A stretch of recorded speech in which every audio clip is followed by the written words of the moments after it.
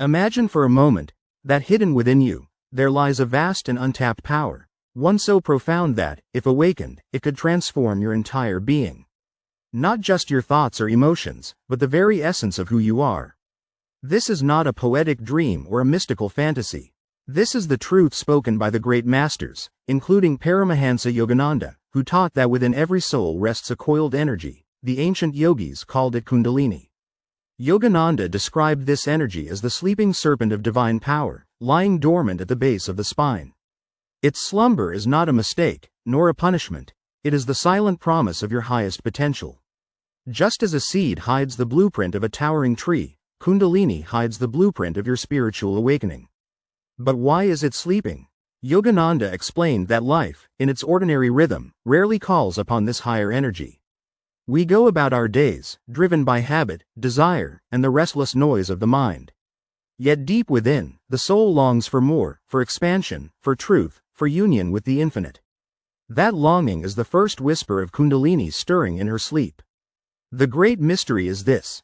When Kundalini awakens, she begins her upward journey through the inner centers of the spine, unlocking higher consciousness, bliss, and divine wisdom. Yogananda assured seekers that this is not something to be feared, but to be understood, because awakening this energy is the birthright of every soul. To understand Kundalini, Yogananda said, we must first look within, not at the physical body we see in the mirror, but at the subtle body of energy that underlies it. Hidden within you is a luminous counterpart to your physical spine, made not of bone or nerves, but of pure life force. The yogis call it the Sushumna, the central channel of spiritual energy, running from the base of the spine to the crown of the head. Along this channel lie 7 spiritual centers, or chakras, whirling vortices of energy that connect body, mind, and soul. Yogananda often compared them to spiritual way stations, each one governing different aspects of consciousness. At the base of the spine is Muladhara, the root center where Kundalini sleeps. Above it, centers of creativity, willpower, love, and intuition rise one by one, until at the crown of the head shines Sahasrara, the 1,000-petaled lotus, symbol of divine union. As long as Kundalini sleeps, human awareness remains tied to the lower centers, bound by survival, desire, and ego. But when this energy awakens and begins its upward ascent, it lights up each chakra, purifying the heart, clarifying the mind, and expanding the soul's awareness of the infinite. Yogananda taught that the astral spine and chakras form the true holy temple of the body.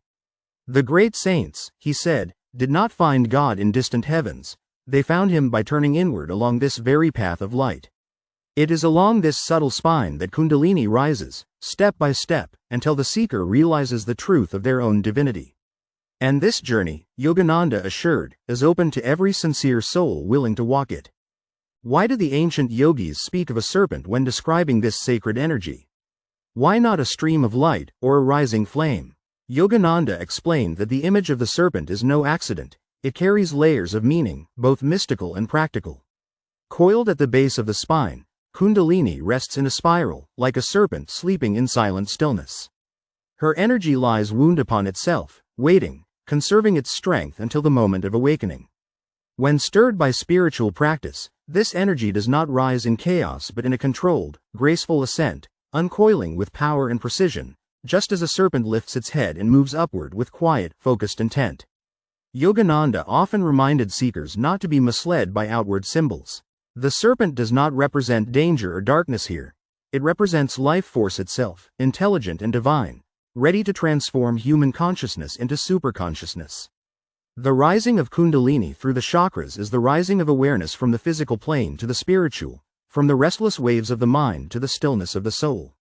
And just as a serpent sheds its skin to reveal new life, the awakening of Kundalini marks a rebirth of the soul, a shedding of old limitations, fears, and delusions. What remains is a higher, expanded awareness of reality, a glimpse of the infinite within oneself. For Yogananda, the serpent was not a creature of fear, but a sacred emblem of divine power sleeping within us all, waiting for the call of meditation, devotion, and discipline to rise toward the light of spirit. When Kundalini awakens, when the sleeping energy at the base of the spine stirs and begins its upward journey, Yogananda taught that this awakening is not something to be forced by sheer willpower or reckless techniques. Instead, it is the natural flowering of the soul, the inevitable result of deep meditation, devotion, and inner purity. When Kundalini begins to rise, it moves through the astral spine, piercing each chakra one by one. At every center, it awakens new dimensions of awareness. The heart grows lighter, the mind becomes clearer, the restless waves of thought begin to still, like a lake at dawn when the winds have ceased. The seeker begins to feel not just a fleeting glimpse of peace, but a presence, a living, divine current moving within. Yogananda explained that this process mirrors our journey from limitation to liberation. As Kundalini rises, it carries the soul's attention upward, away from body-bound consciousness and into the realm of spirit. The senses, once turned outward toward the material world, begin to withdraw inward, toward subtler realities. Eventually, the energy reaches the spiritual eye, the center between the eyebrows, the seat of divine vision. Here the seeker may behold inner light, feel divine bliss, and glimpse the vastness of cosmic consciousness. But Yogananda emphasized that true awakening is not measured by visions alone. The real sign of progress is an expanding love for God, a deepening inner stillness, and a life gradually transformed by wisdom and compassion. For when Kundalini awakens fully, it does not merely rise within the spine. It rises within the heart, awakening the soul to its oneness with the infinite. Yogananda often said that the awakening of Kundalini is not a random blessing nor a distant dream. It is the direct result of scientific, spiritual effort, and at the heart of that effort lies Kriya Yoga, the sacred technique he brought to the West. He described Kriya as the highway to divine realization, a precise method for accelerating the soul's evolution. Through the rhythmic control of life energy, Kriya Yoga withdraws the restless currents from the senses and draws them inward, up the spine, along the very path where Kundalini sleeps. With each practice, the yogi gently reverses the outward flow of energy and consciousness, guiding them back to their divine source. Yogananda explained that ordinary life scatters our energy outward, into thoughts, worries, desires, and endless activity. Kriya Yoga turns the current inward and upward, spiritualizing the life force itself.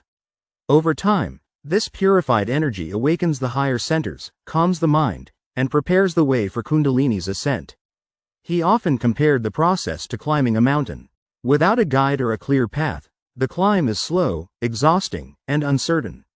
But with Kriya Yoga, the seeker follows a direct route, safely bypassing years, sometimes lifetimes, of wandering through spiritual trial and error. Yet Yogananda also reminded his students that technique alone is not enough. Devotion, selfless living, and inner purity are the soil in which Kriya's power takes root. Only when practice and devotion unite does the full blessing unfold. Through Kriya Yoga, the silent serpent power begins to awaken, not with violence or strain, but with the quiet, majestic certainty of a soul returning home to spirit. As Kundalini awakens and begins her ascent, Yogananda explained, the seeker may notice subtle yet profound changes within.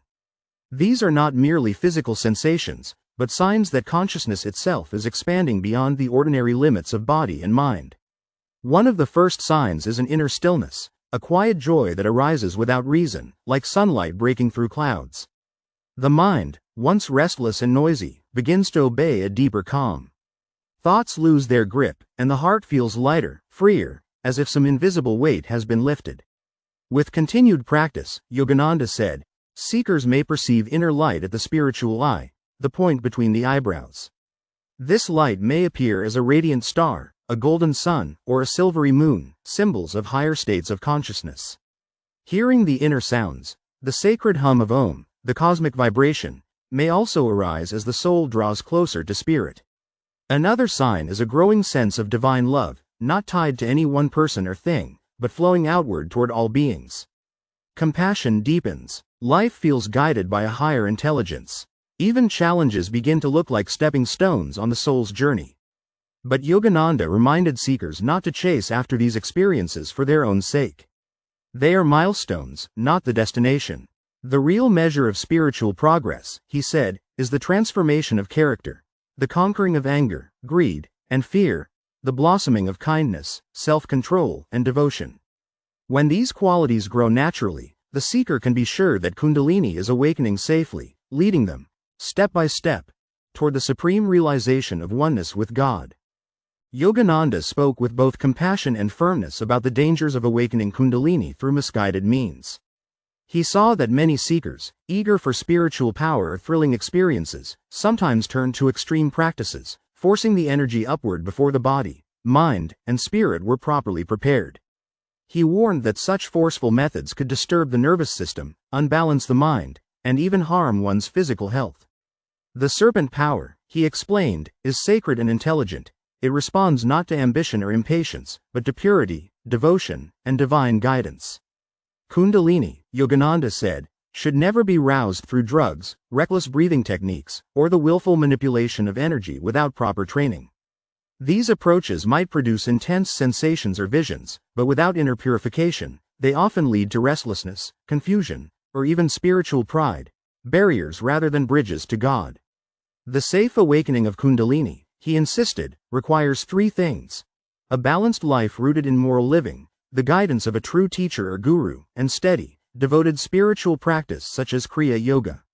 When these elements come together, the energy rises naturally and harmoniously, transforming the seeker's life with wisdom and love rather than chaos or imbalance. Yogananda compared premature awakening to planting a seed in barren soil. Without proper conditions, it cannot flourish. But when the heart is softened by devotion, the mind stilled by meditation, and the life disciplined by right living, Kundalini rises gently, like a river flowing home to the sea. The goal, he reminded his students, is not power or psychic abilities, but union with the divine. Anything less is missing the true purpose of this sacred journey. The spiritual path is like climbing a towering mountain. The higher one goes, the thinner the air becomes, the narrower the path, and the greater the need for an experienced guide. For the awakening of Kundalini, Yogananda emphasized, this guidance comes through the guru, the true teacher who has already walked the path and reached the summit of divine realization. He explained that the guru is not merely a teacher of words or philosophy, but a living channel of God's wisdom. Through the guru's example, blessings, and subtle spiritual influence, the disciple receives not only knowledge but the magnetism of divine experience itself. Yogananda often said that the guru's consciousness silently awakens the sleeping soul, protecting the seeker from pitfalls and leading them safely toward God. This is especially vital in the awakening of Kundalini. The spiritual energy, once stirred, must be directed upward with precision and purity. The guru helps ensure that the disciple does not become distracted by visions, psychic powers, or pride along the way. Instead, the focus remains on the highest goal: union with the infinite. Yogananda reminded his students that the guru-disciple relationship is sacred, founded on trust, devotion, and spiritual attunement. The disciple offers sincere effort and openness. The guru offers wisdom, blessings, and divine protection. Together, this partnership forms a bridge across the unknown, turning the dangerous climb into a safe and blessed ascent.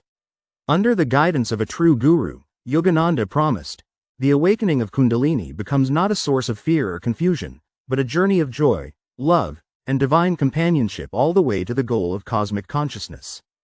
When the ultimate purpose has risen and the soul has tasted divine individual soul with the infinite spirit, life itself is forever changed. As Kundalini rises through the chakras, the awakened one does not retreat from the world or abandon the responsibilities of daily living, ego, toward the direct experience of God. They carry the light of spirit into every thought, when the energy reaches the spiritual eye, the center between the eyebrows, has awakened Kundalini learns to live in the world but not be bound by it. But the journey does not stop there. May rise and fall. As Kundalini ascends to the crown of the head, a thousand-petaled lotus can disturb. The soul breaks through the final barrier to separateness and merges living with one foot in eternity and 1 foot in time. Yogananda explained that in this state, called samadhi, the seeker realizes that their true self was never the body, lies never the restless mind, never the limited personality. It flows upward with the vast, filling the heart with compassion behind all creation, the mind with clarity, and the soul awakens to its eternal nature, God's presence, untouched by birth or death. Such a person radiates calmness in the face of chaos, divine joy, kindness in the presence of anger, experience and of cosmic consciousness is not a dream or imagination. Yogananda taught that this is the true purpose of Kundalini awakening after a long night. Not visions, not powers, the saints and sages throughout history, but transformation. Oneness with God were not goal is to become a living channel of divine love and joy, accessible to share with others the light willing to seek it with devotion and discipline. He often said, and yet, the greatest miracle is not to walk on water or to fly in the air, is not the end of the journey, but the true beginning. For when the soul knows rises its oneness in with the consciousness, infinite, merges life with the itself infinite, is that transformed. miracle becomes the natural Every state breath, of being. every thought, and every every action the becomes journey filled ends with where it divine truly purpose. begins. With It a is this soul awakening, awakened and this free, ultimate union, carrying the bliss of that marks spirit the into real every triumph breath of of life. Kundalini's ascent, the soul returning home to God.